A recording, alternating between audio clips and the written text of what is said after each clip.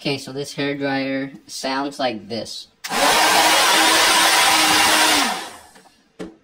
So it's an older hair dryer. Already removed the screws on the back, and we're gonna take it off. And once you take it off, if you look on the inside there, right on the inside, right there between the fan, you can see there's hair that's caught right in the middle, so we're going to go ahead and remove that. On the ends, you see one screw right there. We've already loosened it. Then you see a second one right there that we're going to also loosen. Okay, now that the motor is apart, what we're going to do is put the lubricating grease on different parts. So right there you're going to put some, and right there you're going to put some. That's going to help the motor run more efficiently when you turn on the hair dryer.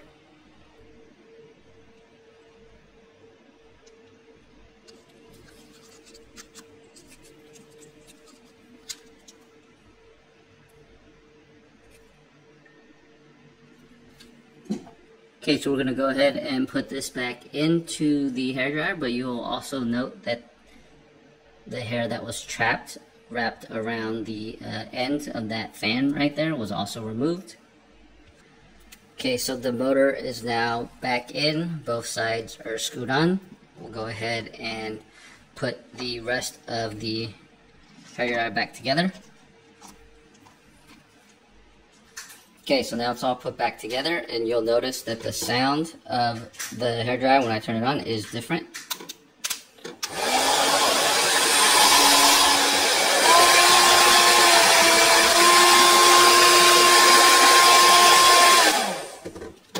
And that's how you fix a hair dryer that's not as that's not heating up, or the drying power has been limited.